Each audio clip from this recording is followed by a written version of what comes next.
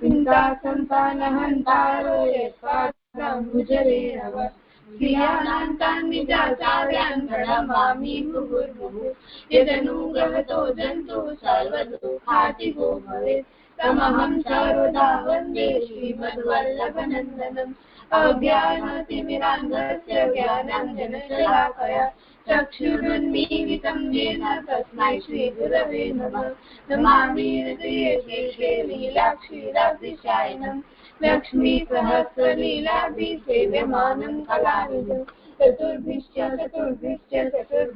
त्रिभिस्तथा षड्भिर्विराजते योऽसौ पञ्चधारदये नमः। आप दीजिए। हाँ आशीर्वाद जो करूं करो हूँ પછી રામજીને સુગ્રીવને કીધું કે આ સીતાનું હરણ જોઈ કીધું તો ત્યારે સુગ્રીવજીએ કહ્યું વચન દીધો કે હું આપની મદદ કરીશ તો અને સુગ્રીવજીએ જયારે એમને દેશ નિકાલવાનો કીધો ત્યારે રામજી એમને કીધું કે હું તમારી મદદ કરીશ તો સુગ્રીવજીએ કીધું કે ના બાલીથી તમે યુદ્ધ બાલી બહુ શક્તિવાળો છે એના સામે જે આવે એની અડધી શક્તિ બીજામાં અડધી શક્તિ હાલી જાય એ તો પછી એમને તો એક બંદુભી રાક્ષસ હતો એમના પાસે ગયો તો બાલીથી તો બાલીએ એને હરાવી અને ઋષિક પર્વત ઉપર જે ઋષિ રહેતા હતા એના આશ્રમ ઉપર ફેંક્યો તો ઋષિએ બાલીને શાપ આપ્યો કે તમે ઋષિભક્ત પર્વત ઉપર નહીં આવી શકો તો એટલે સુગ્રીવજી અને એ બધા અહીંયા રહેતા હતા। એ જે પર્વતનું નામ છે એ ઋષ્યમુખ પર્વત। ઋષ્યમુખ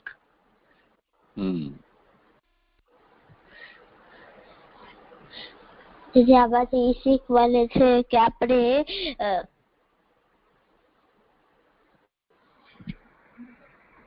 મદદ કરવી જોઈએ। અચ્છા સારું। મને એ પ્રશ્ન છે કે દેશ નિકાલો એટલે જેમ તમને તોફાન કરો ક્લાસમાંથી તો બહાર કાઢી દે ને કે બહાર જાઓ એ દેશ નિકાલો કહેવાય। સમજાયું? જી જી જી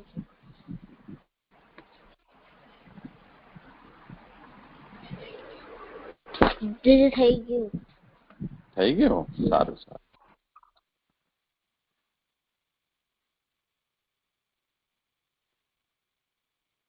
હવે શું કરીશું?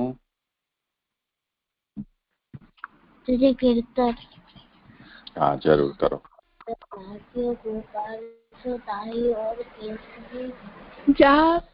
जाको मन लाग्यो गोपाल सो ताही और कैसे भावे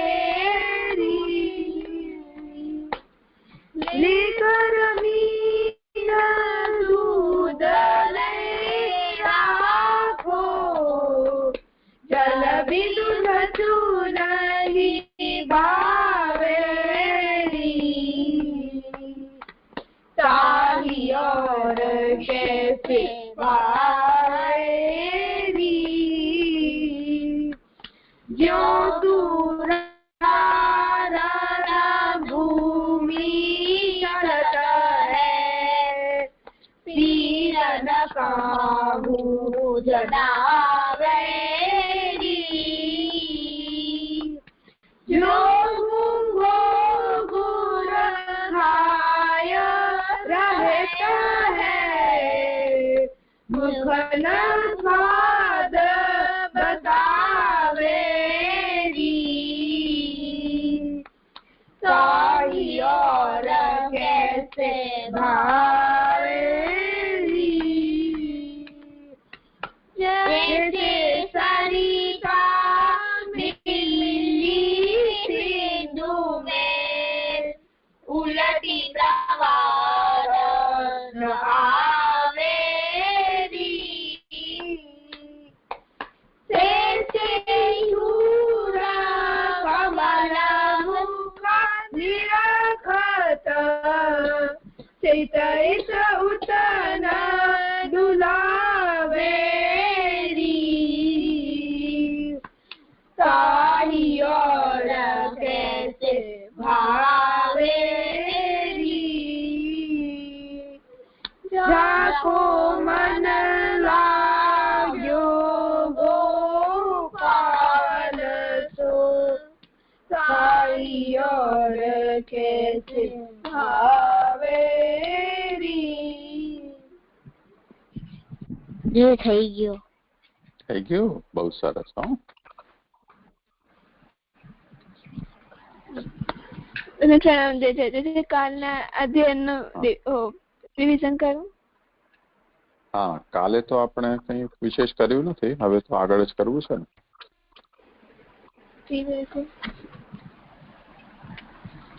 ધન્યવાદ. પ્રણામ જે હા વંશી. જે હું કરું આગળ. હા કરો. જી પશ્ચાતાપ નિવૃત્ત્યર્થમ પરિત્યાગો વિચાર્યતે. પશ્ચાતાપની નિવૃત્તિ માટે પરિત્યાગ વિચારે છે. જે પહેલા આમાં મને એવું લાગે છે કે આની જે મહાપ્રભુજી આનો ઇન્ટ્રોડક્શન આપે છે કે આપણે પશ્ચાતાપનો મિનિંગ જોઈએ તો પશ્ચાતાપ એટલે પછી ને, પશ્ચા એટલે પછી ને, તાપ એટલે અફસોસ. એટલે પશ્ચાતાપ એટલે કે આપણે કોઈ કાર્ય કર્યો પછી આપણે એનો અફસોસ થતો હોય તો એને આપણે કહીએ કે પશ્ચાતાપ. તો પહેલા શ્લોકમાં શ્રી મહાપ્રભુજીએ સંન્યાસ નિર્ણય ગ્રંથનો ઉપક્રમ કર્યો છે, એટલે કે પ્રયોજન સમજાવ્યું છે સંન્યાસ નિર્ણય ગ્રંથનો. તો પશ્ચાતાપની નિવૃત્તિ માટે શ્રી મહાપ્રભુજી પરિત્યાગનો વિચાર કરી રહ્યા છે. એટલે આપણે પછી એવો પ્રશ્ન થાય, કોઈને પ્રશ્ન થાય કે શંકા થાય કે આપણે પરિત્યાગ કોનો કરવાનો, તો પશ્ચાતાપ કોનો કરવાનો, તો આપણે કોઈ બી આપણા અંતઃકરણ પ્રબોધમાં આપણે જે મહાપ્રભુજીની આજ્ઞા છે કે મહાપ્રભુજીએ 2 વખત આજ્ઞાની પાલન નતું કર્યું, તો એને આપણે આનાથી રિલેટ કરી શકીએ કે મહાપ્રભુ અંતઃકરણ પ્રબોધમાં શ્રી મહાપ્રભુજી પેલી 2 આજ્ઞાનું પાલન નતું કર્યું, એમને શ્રી મહાપ્રભુજીને પશ્ચાતાપ થયો હતો, એટલે પછી ત્રીજી આજ્ઞામાં એમને સંન્યાસ ગ્રહણ કર્યું હતું. એટલે કે આપણે એવું એનાથી આપણે રિલેટ કરી શકીએ. તો આ ગ્રંથ શ્રી મહાપ્રભુજીએ પોતાના માટે જ રચ્યો છે અને આપણા માટે પણ રચ્યો છે કે ભક્તિ માર્ગીઓ માટે તો એ સંદર્ભમાં આપણે વિચારવું જોઈએ કે આપણે પશ્ચાતાપની આપણે નિવૃત્તિ માટે પરિત્યાગનું આપણે વિચારવું જોઈએ.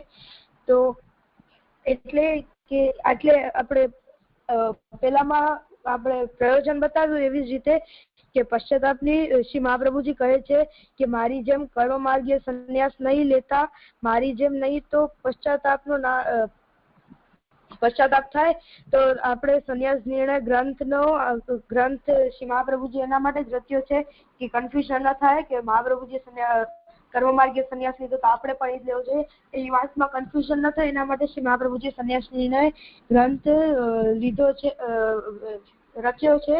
તો પશ્ચાતાપની નિવૃત્તિ માટે ત્યાગ કરવા માટે આપણે સંન્યાસ ત્યાગ કરવો એટલે કે સંન્યાસ લેવો એવી રીતે આપણે કહી શકીએ.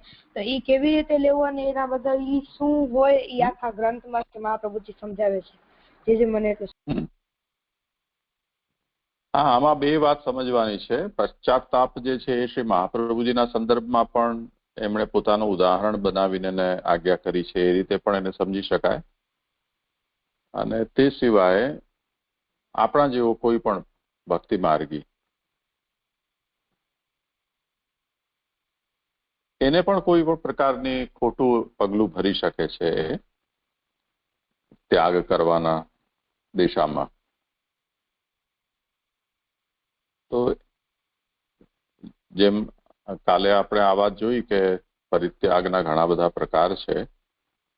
એમાંથી દ્રઢ બીજ ભાવ નથી થયો અને તે સ્થિતિમાં યદિ એ પરિત્યાગ કરી રહ્યો છે તો પણ એને પસ્તાવો થઈ શકે. તે જ રીતે અદૃઢ બીજ ભાવમાં બે પ્રકારના પરિત્યાગ બતાવ્યા છે. એક તો ભક્તિ સાધક શ્રવણાદિના નિર્વાહ માટે અને એક ભક્તિમાં બાધક એવા ગ્રહ આદિના ત્યાગ માટે. તો આ બંને પ્રકારના જે ત્યાગ છે એ પણ સમસ્યાવાળા છે. તો શ્રી મહાપ્રભુજી આમાં આગળ કહે છે કે અગ્રે પિતાદૃશૈરેવ સંગો ભવતી નાન્યથા. જેમનાથી આપણે ગભરાઈને કે જેમને આપણે વિઘ્નરૂપ સમજી અને ગ્રહ ત્યાગ કરી રહ્યા છે ભક્તિ માર્ગી, પછી એને એમ વિચાર આવે કે હું ત્યાં જઈશ તો મને ઓર સારા લોકો મળશે. તો એવું ક્યારે થવાનું નથી. ગુજરાતીમાં કહેવત છે કાગડા બધે કાળા, તે રીતે તો એ જ સ્થિતિ થવાની છે. એટલે એવી આશા ન રાખીને એમણે ત્યાગનો ઉતાવળ ન કરવી જોઈએ જ્યાં સુધી બીજ ભાવ દ્રઢ ન થઈ જાય. એમ બંને અર્થમાં અહીંયા પરિત્યાગ સમજી શકાય છે. ઠીક છે. જી જી જી.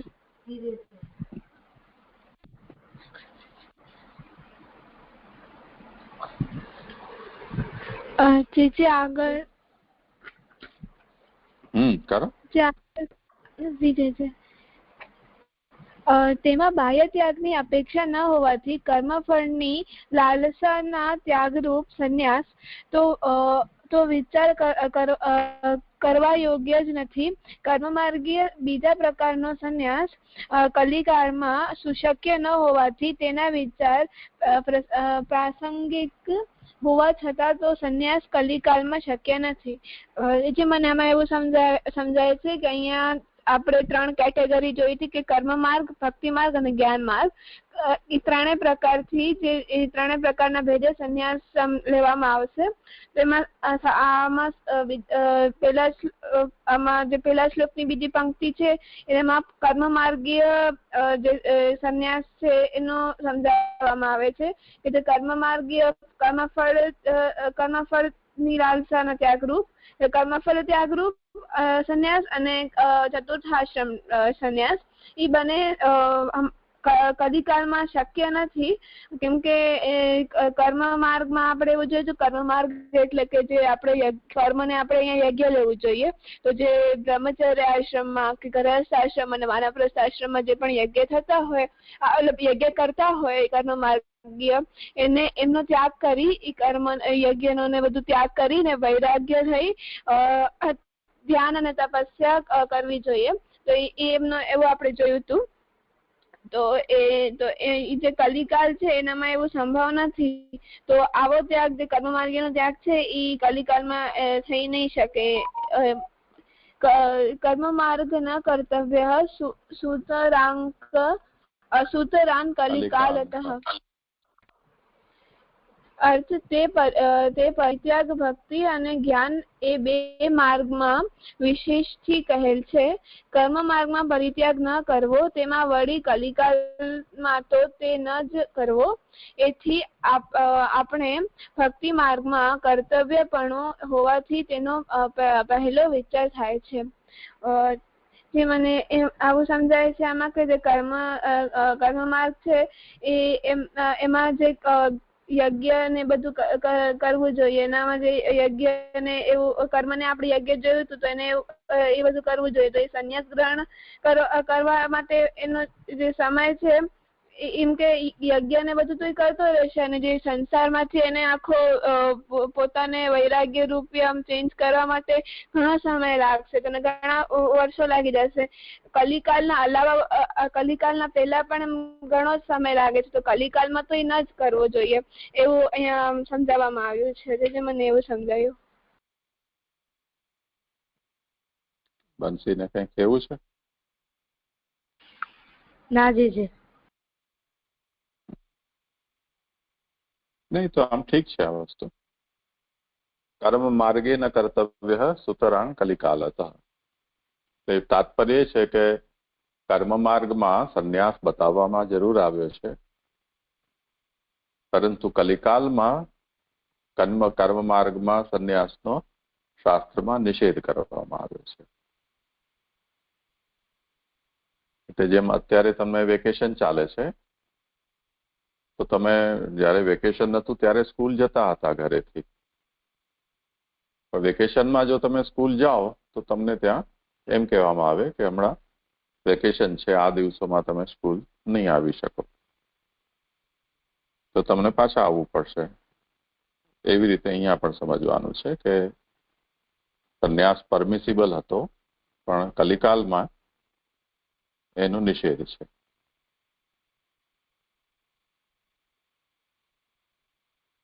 સમજાયું? જી મને એવું સમજાયું કે જે કર્મ માર્ગ જે સંન્યાસ છે, કર્મ માર્ગમાં જે સંન્યાસ કહેવામાં આવ્યું છે એ એમ તો બરાબર છે, પણ કલિકાલ છે એનામાં એ નિષેધ કરવામાં આવ્યો છે. કેમ કે જેમ આપણે એક્ઝામ્પલ આપ્યો કે જે આપણે સ્કૂલ એમ તો સ્કૂલ આપણે જઈએ જ છીએ, પણ વેકેશનમાં સ્કૂલ ન જવો જોઈએ, એટલે એ ટાઈમ પીરિયડ સુધી એ ન કરવું જોઈએ. એવી રીતે જે કલિકાલ છે જે કલિકાલ છે એનામાં કર્મ માર્ગે સંન્યાસ ન લેવો જોઈએ.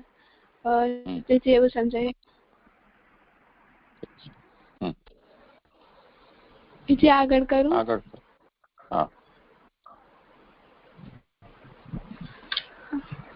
ભક્તિની સાધન દશામાં શ્રવણાદિના નિર્વાહાર્થ સંન્યાસ અનુષ્ઠેય હોતો નથી. તેના 4 હેતુ. જે મને આમાં એવું સમજાયું કે ભક્તિની સાધન દશામાં તો આપણે ભક્ત્યાર્થ સંન્યાસ જે જોયું હતું એના આપણે 2 પ્રકાર, ભક્ત્યાર્થ સંન્યાસ એના આપણે 2 પ્રકાર જોયા હતા કે ભક્તિના સાધનના નિર્વાહાર્થ અને ભક્તિમાં બાધક ગ્રહ આદિના ત્યાગ માટે. તો આ જે 2 પ્રકાર છે એવો સંન્યાસ એવો જે સંન્યાસ લેવામાં આવે છે એમ તો એ સંન્યાસ આપણે સંન્યાસ બરાબર નથી, એટલે કે એ આપણે ન લેવો જોઈએ કે લેવો જોઈએ. એના જે 4 એના એ ન લેવો જોઈએ એના 4 હેતુ અહીંયા સમજાવવામાં આવે છે. અત આદૌ ભક્તિ માર્ગે કર્તવ્યત્વાદ વિચારણા, તે પરિત્યાગ ભક્તિ અને જ્ઞાન એ 2 માર્ગમાં વિશેષથી કહેલ છે. કર્મ માર્ગમાં પરિત્યાગ ન કરવો, તેમાં વળી કલિકાલમાં તો ન જ કરવો. એથી આપણે ભક્તિ માર્ગમાં કર્તવ્યપણું હોવાથી તેના પહેલા વિચાર થાય. તો એ મને એવું સમજાયું કે જે ભક્તિ માર્ગ અને જ્ઞાન માર્ગમાં જે ત્યાગ કયા છે, એ સંન્યાસ કરવા કયા છે, ઈ આપણે કરી શકીએ.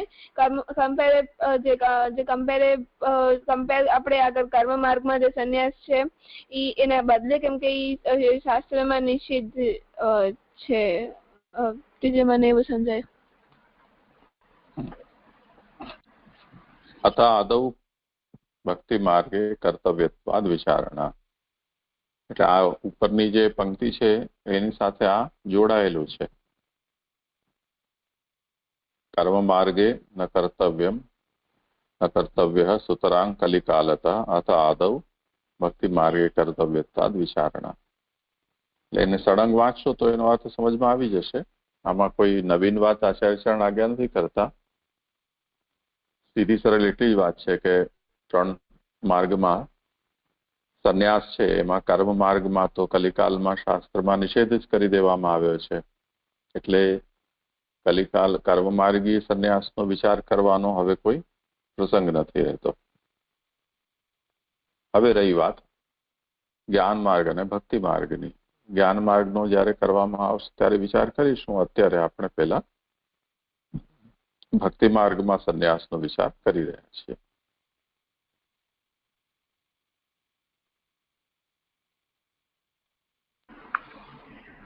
જી જી જી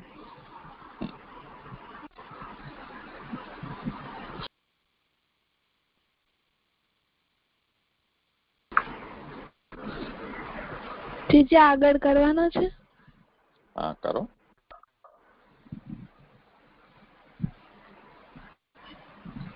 श्रवणादि प्रसिद्ध्यर्थं कर्तव्यश्चेत् स निश्यते सहायसंग साध्यत्वात् साधनानां च रक्षणात् अभिमानाद् नियोगात् च तत् धर्मैश्च विरोधतः. अर्थ જો શ્રવણાદિની પ્રવૃત્તિને અર્થે પરિત્યાગ કરવો એમ હોય તો તે પક્ષ યોગ્ય નથી, કારણ શ્રવણાદિની સિદ્ધિ સહાય અને સંગથી છે, અને ત્યાગમાં તો ત્યાગના સાધન રાખવા જોઈએ જેથી શ્રવણાદિકનું સાધન થઈ શકે નહીં. વળી સંન્યાસીને પોતે એમ ઉચ્ચાશ્રમમાં છીએ તેવા અભિમાનથી અને નિયોગ અર્થાત સંન્યાસીઓને પાડવાનો નિયમ થી તે ધર્મો વડે શ્રવણાદિના વિરોધથી ત્યાગ યોગ્ય નથી.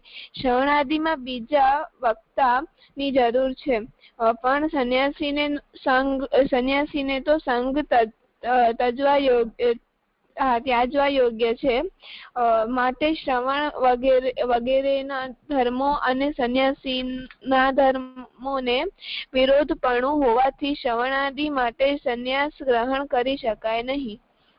જે મને આમાં એવું સમજાયું કે જે આપણે ભક્તિ માર્ગમાં નહીં ભક્તિ વર્ધિનીમાં એવું જોયું હતું કે જે શ્રવણ કીર્તન આદિ જે વક્તાને કહ્યું હતું જે અદ્રઢ બીજ ભાવ વાળા જે વ્યાવૃત જીવોને કહ્યું હતું કે તમને એમને શ્રવણ કીર્તન આદિ કરવાનું છે.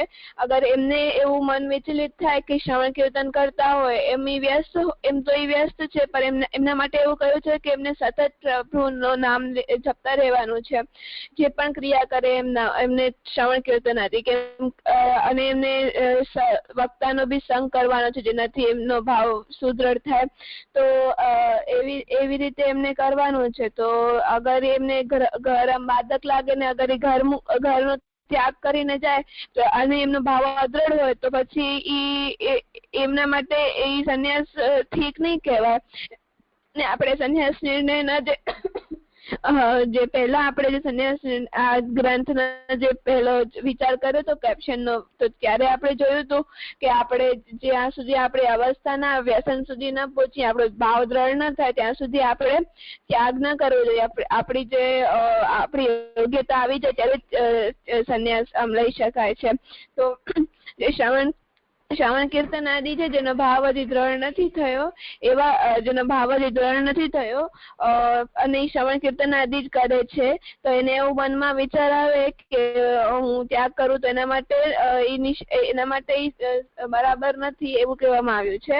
તો એ શું કામ બરાબર નથી તો એના પણ એ પણ બતાવ્યું છે કે કેમ કે એ છે ને એને એક તો એનો ભાવ અદ્રઢ છે, બીજો કે એને સંઘની જરૂરત છે. તો સંઘ માટે એને વક્તાની કેવી જરૂરત છે, પણ સંન્યાસીને તો સંઘ ના કરવો જોઈએ.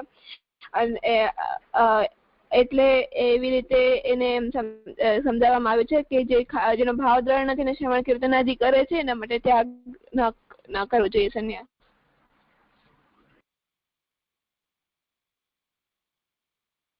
હા બસ આને કહેવું છે કઈ? જે મને આમાં એવું સમજાયું કે જેમ ભક્તિએ કીધું કે અદ્રઢ બીજ વાળા માટે છે, તો એમનો ભાવ હજી દ્રઢ નથી થયો તો હજી એમને એટલી એમ મગજમાં એવું કન્ફર્મેશન નથી કે એમને ત્યાગ કરવો કે ન કરવો.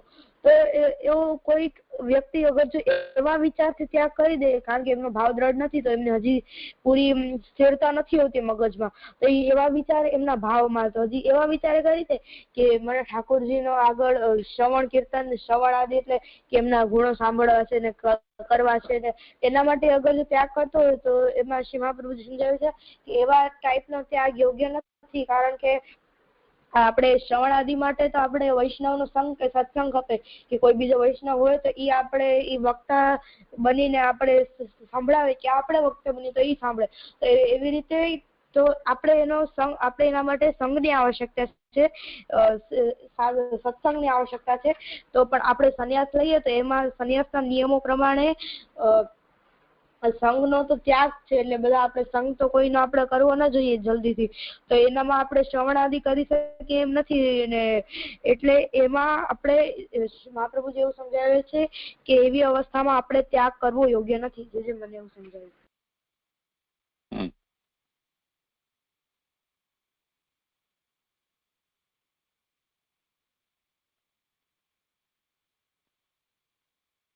આમાં એનો અનુવાદ છે, જરા ફરીથી સારી રીતે વાંચો.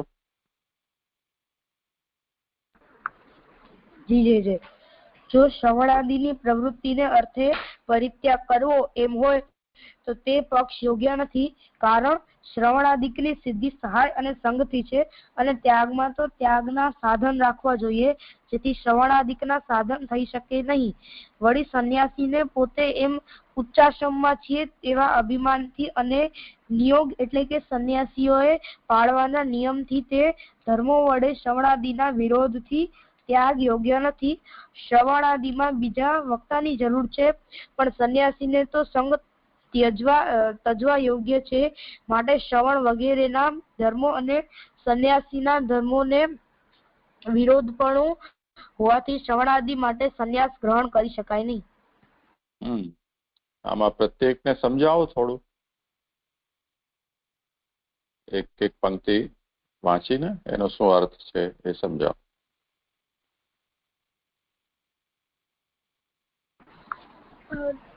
જી. શ્રવણાદि પ્રસિદ્ધ્યર્થમ કર્તવ્યશ્ચેત અસનિશ્યતે. જો શ્રવણાદિ આમાં એમ સમજાવે છે કે શ્રવણાદિ જે કરતા હોય, શ્રવણાદિ પ્રવૃત્તિ એમ અહીં અગર ત્યાગ કરે તો એમને ત્યાગ ન કરવો જોઈએ. એવું એ જે કર્તવ્ય એમના છે એના કારણે એમને ત્યાગ ન કરવો જોઈએ. કે અને શું કામ ન કરવો જોઈએ એ બીજી પંક્તિમાં સમજાવે છે કે સહાય સંગ સાધ્યત્વાત સાધનાનામ ચ રક્ષણાત. તો જે સંન્યાસ જે લઈએ છીએ આપણે એનામાં આપણે સંઘનો સંન્યાસનો મતલબ થાય છે કે સમ્યક પ્લસ ન્યાસ એટલે કે પૂર્ણ ત્યાગ. તો જો આપણે પૂર્ણ ત્યાગ કરીએ છીએ તો આપણે સંઘનો બી ત્યાગ કરવો જોઈએ. તો આને જે શ્રવણ કીર્તન આદિ જે કરે છે એ તો કોઈનો સંગ કરતા હોય છે અને એમ કોઈ સાધન કરતા હોય છે, સાધનનો રક્ષણ કરતા હોય છે. તો એવી રીતે ત્યાગ કેવી રીતે કરી શકશે? કેમ કે અગર એ ત્યાગ કરી દેશે તો કેમ કે અદર બીજ ભાવ વાળા છે તો એ ત્યાગ નહીં કરી શકે. અગર એ ત્યાગ કરી નાખશે તો એમનો ભાવ અદ્રઢ છે, એ ફેલ થઈ એમના જીવનમાં ના એમને ઠાકોરજીની ભક્તિ સરખી રીતે મળી શકશે, ના એમનો સંન્યાસનો કોઈ અર્થ રહેશે. એટલે એનો ભાવ બી દ્રઢ નહીં રહે. અભિમાનાદ નિયોગાત ચ તદ ધર્મૈશ અભિમાનાદ નિયોગાત ધર્મૈશ્ચ વિરોધતઃ. તો જે સંન્યાસમાં જે કહ્યું છે, સંન્યાસ એટલે કે ત્યાગ કરવા માટે જે નિયમ છે એનો નિયમ એવો છે કે સંગ ન કરવો જોઈએ. અને બીજા નિયમ જે કયા છે એ જે શ્રવણ કીર્તન આદિ કરે છે એ જે સંઘ ને બધું કરે છે એ જે નિયમથી એકદમ વિરુદ્ધ છે. તો એવી રીતે અભિમાન અગર એ અભિમાન કરીને ત્યાગ કરી નાખશે તો એ સંન્યાસ એનો સંન્યાસ નહીં કહેવાય. મતલબ આપણે જે આગળ એકવાર જોયું આપણા જે કેપ્શનમાં આપણે જોયું હતું કે કોઈ આમ ત્યાગ લઈએ ને ત્યાગનો પણ ત્યાગ કરે એટલે પેલા સંન્યાસ લઈએ અને પછી એમ બધું પાછો ઘરે હાલ્યો જાય પોતા ગ્રસ્ત આશ્રમમાં, તો એ આખો ખોટું થઈ જાય, તો એ હાસ્યનો પાત્ર બને. તો એવી રીતે આપણે આને સમજી શકીએ કે તો આ જે શ્રવણ કીર્તન આદિ છે જે કરે છે એવો જે જીવ એના માટે સંન્યાસ ગ્રહણ કરવો એ શક્ય નથી. જે મને એવું સમજાયું. હા, આમાં થોડું સમજી લેવું જોઈએ.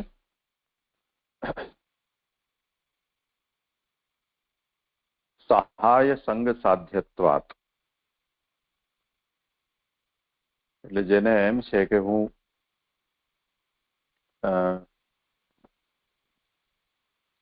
જ્યાં છું ત્યાં મને કોઈ એવું મળતું નથી કે જેના સાથે હું શ્રવણ કીર્તન સેવા આદિ કરીને મારો ભાવને વધારી શકું, તો હું ત્યાં જાઉં કે જેનાથી મારું આ થાય. એના માટે સંન્યાસ લે, એટલે ગ્રહનો ત્યાગ કરે. તો શ્રી મહાપ્રભુજી એને સૌથી પહેલી વાત એ સમજાવી રહ્યા છે કે જેના માટે, જે પર્પઝ માટે આ ભક્તિ માર્ગી ત્યાગ કરી રહ્યો છે, એ પર્પઝ તો જ્યાં સુધી એને કોઈની સહાયતા ન મળે, એને કોઈનો સંગ ન મળે, ત્યાં સુધી એનો પર્પઝ સર્વ નહીં થાય. કેમ કે અહીંયા કોઈ સંગ નથી, કોઈ સહાયક નથી. એટલા માટે કોઈનો સંગ મેળવવા કે કોઈની સહાયતા મેળવવા માટે બીજે જવા ઈચ્છે છે, કે આ ઘર છોડવા માંગે છે.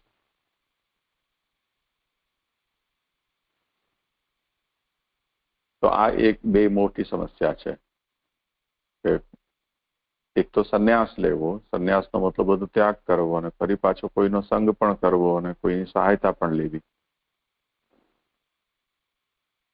આ તો સંન્યાસ વિરુદ્ધ થઈ ગઈ વાત.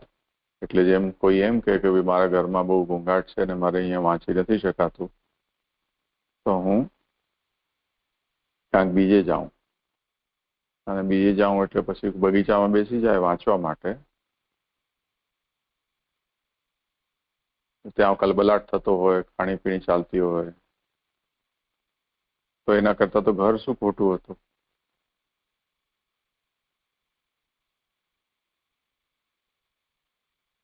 તો સહાય સંગ સાધ્યત્વાત અને સાધનાનાંચ રક્ષણા. સાધનોનું રક્ષણ એટલે શું? કે પ્રભુ શ્રવણ કીર્તન સ્મરણ આદિ નથી થઈ શકતું, એટલા માટે ઘર છોડો, એટલે સંન્યાસ લો. સંન્યાસ લેવા જતા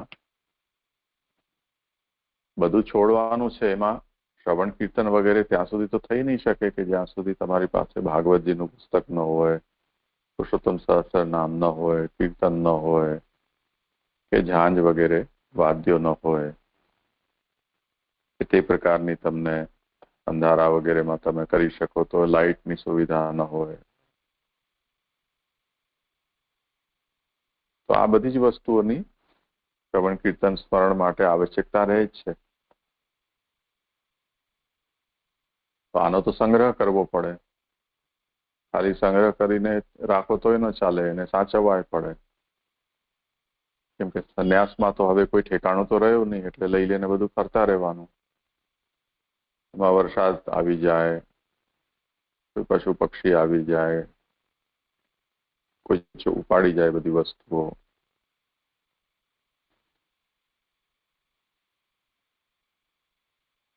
તો આ બધી વસ્તુઓનું, આ ત્રણેય વસ્તુ એટલે કોઈની સહાયતા લેવી, કોઈનો સંગ કરવો, કે કોઈ પણ પ્રકારના સાધનોનો સંગ્રહ કરવો અને એનું રક્ષણ કરવું, આ સંન્યાસમાં નિષિદ્ધ છે.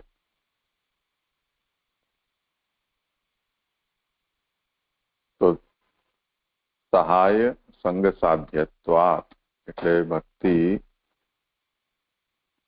સાધક શ્રવણાદિના નિર્વાહ માટે જે સંન્યાસ લેવામાં આવે છે, એ સંન્યાસમાં તો સહાયની જરૂરત રહેશે, સંગની જરૂરત રહેશે, અને ચીજ વસ્તુઓ, પુસ્તક વગેરે, જપમાલા, આ બધા નો સંગ્રહ અને એના રક્ષણની આવશ્યકતા રહે છે. અને આ બધું રાખવું એ સંન્યાસ ધર્મથી એનો વિરોધ છે. એટલે સંન્યાસમાં આવું કંઈ પણ કરી ન શકાય એવું સ્પષ્ટ શાસ્ત્રમાં નિષેધ કરવામાં આવ્યો છે. બીજું, ભક્તિ માર્ગ દૈન્યનો માર્ગ છે અને સંન્યાસ એ ઊંચો આશ્રમ કહેવાય. તો જે સંન્યાસ લે થોડો પોતાના કોલર અપ કરીને ને ચાલે, હું સંન્યાસી છું. શાસ્ત્રમાં પણ એની બહુ પ્રશંસા છે.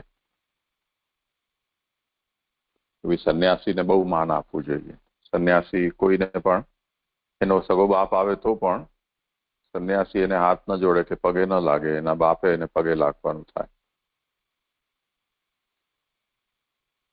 પૂર્વ આશ્રમમાં ગુરુ જેના પાસે ભણ્યો હોય અને જો શિષ્ય સંન્યાસ લે તો ગુરુ પણ એને પગે લાગે. એવું સન્માન સંન્યાસીને આપવામાં આવ્યું છે. તો આ તો એનાથી જે પણ સંન્યાસ લે એના અંદર એનો અહંકાર આવ્યા વગર રહે નહીં. અને ભક્તિ માર્ગમાં તો અહંકાર બહુ જ મોટો દોષ છે. સર્વત્ર છે પણ ભક્તિ માર્ગમાં વિશેષ દોષરૂપ છે. તો અભિમાનને કારણે પણ, અભિમાન આવી જવાને કારણે પણ ભક્તિ થઈ શકે એના માટે સંન્યાસ લેવો એ ઠીક નથી. અને જે નિયમો સંન્યાસીને પાળવાના કહેવામાં આવ્યા છે, એ નિયમોને પાળવા જાય તો એ ભક્તિ ન કરી શકે. એટલે સાચા અર્થમાં જો નિયમ પાડે તો, જેમ તમે લોકો અહીંયા સત્રમાં આવ્યા હાલોલ,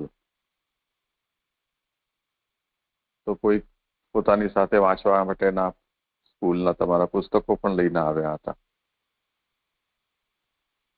અહીંયા સવારે તમે 7 વાગ્યાથી લઈને અને રાતના 9 વાગ્યા સુધી સતત કઈ ને કઈ પ્રવૃત્તિ કરવાની થતી. એટલે સ્કૂલની પુસ્તક છે એ ખોલવાનું કે વાંચવાનું કે હોમવર્ક કરવાનો કોઈ અવકાશ જ ન રહે. એટલે ફૂલ ટાઈમ છે આ જોબ. એવી રીતે જે સંન્યાસ છે એમાં પણ સંન્યાસના ધર્મો નો આખો શેડ્યુલ છે એ 24 કલાક માટે ટાઈટ છે. એમાં બીજું કંઈ કરવા માટેનો તમને મોકો મળે જ નહીં. એટલા માટે આ બધા કારણોથી શ્રી મહાપ્રભુજી એમ આજ્ઞા કરે છે કે શ્રવણાદિ પ્રસિદ્ધ્યર્થમ કર્તવ્યશ્ચેત સનેષ્યતે. શ્રવણાદિ ભક્તિ થઈ શકે એના માટે જો કોઈ સંન્યાસ લેવા ઈચ્છતું હોય તો એવું કરવું એ ઠીક નથી. સમજાયું? જી જી જી. શું સમજાયું? બોલો. જે મને આમાંથી એવું સમજાયું કે જે શ્રવણ કીર્તન આદિ જે કરે છે એને સંન્યાસ ના ગ્રહણ કરવો જોઈએ. તો એના ચાર જે શું કામ સંન્યાસ ન લેવો જોઈએ એના 4 હેતુ બતાવ્યા છે. તો સૌથી પહેલા સહાય, સંગ અને સાધન, એ પેલા 3 સમજાયા. તો સહાય એટલે કે જે શ્રવણ કીર્તન આદિ જે કરે છે તો એને કોઈક ને કોઈ સહાયતા જોતી જ હોય છે. કેમ કે એને જે ન સમજાય તો એને પૂછવા માટે કોઈ વક્તા, અગર ઈ શ્રોતા હોય તો એને વક્તાની જરૂર હોય, અને અગર વક્તા હોય તો એને શ્રોતાની જરૂર જોઈએ. તો કોઈને કોઈ સહાયતા જોઈએ. અને બીજું એને સંઘની આવશ્યકતા જોઈએ, કેમ કે એનો ભાવ હજી દ્રઢ નથી. અને બીજું સાધન, તો જે કીર્તન, અગર ઈ કીર્તન આદિ કરે તો કીર્તન માટે પુસ્તક, અગર ઈ કોઈ પાઠ કરે, કેમ કે શ્રવણ કીર્તન આદિ માટે એને પાઠની પુસ્તક ને બધું જોઈએ. તો ઈ, અને જે લાઇટનિંગ ને બધી વ્યવસ્થા માટે એને જે વસ્તુ જોઈએ, એ બધા સાધનની વ્યવસ્થા એ બધું એને જોઈએ. તો આ 3 સહાય, સંગ અને સાધન, ઈ ત્રણ માટે ઈ 3 નો જે અગર આ 3 વસ્તુ અગર એ રાખશે તો એના માટે સંન્યાસ લેવો મુશ્કેલ થઈ જશે. કેમ કે સંન્યાસનો મતલબ થાય છે કે પૂર્ણતયા ત્યાગ, તો બધી જ વસ્તુનો ત્યાગ. તો એ સંન્યાસ પણ લઈ લે અને કોઈની સહાયતા લે, કે કોઈનો સંગ કરે, કે કોઈ પણ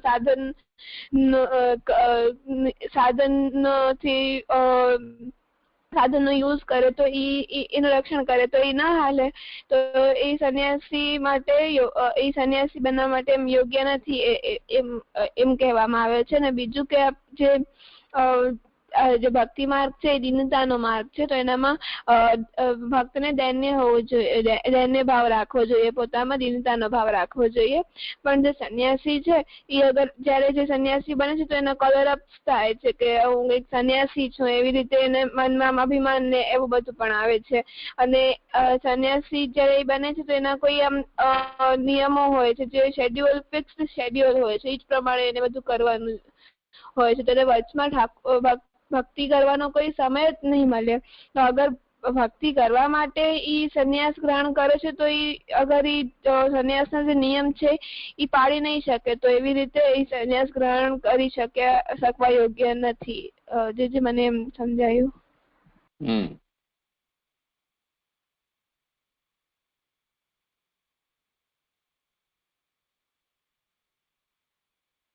બંસી, તને કંઈ કહેવાનું છે?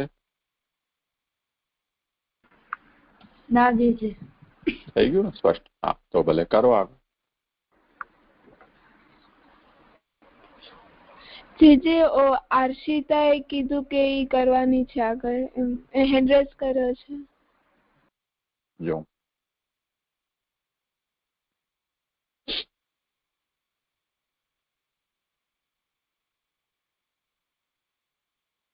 હા છે. પ્રણામ જય. હા, અવાજ તારો પધાર.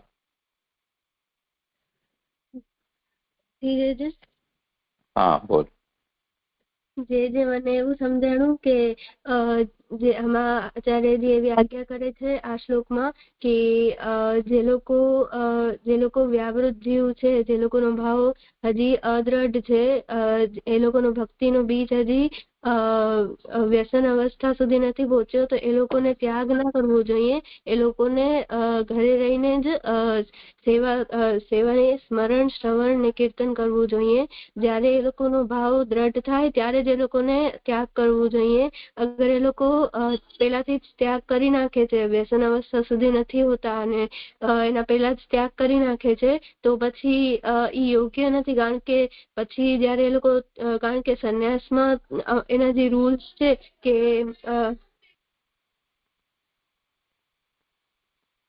જયારે એ લોકો સંન્યાસ લે છે, જયારે સંન્યાસમાં રૂલ્સ હોય કે કોઈ સંન્યાસ લે તો એ લોકોને સંગ ના કરવાનો બહુ. તો પણ આપણે જયારે સ્મરણ કીર્તન કરીએ છીએ ત્યારે તો આપણે વૈષ્ણવનો સંગ જોઈએ જ છીએ, તો પછી ઈ યોગ્ય નથી થતું. તો જયારે આપણો ભાવ દ્રઢ થઈ જાય પછી જ આપણે સંન્યાસ લેવાનું, એવું આમ આચાર્યજી કહે છે. હા,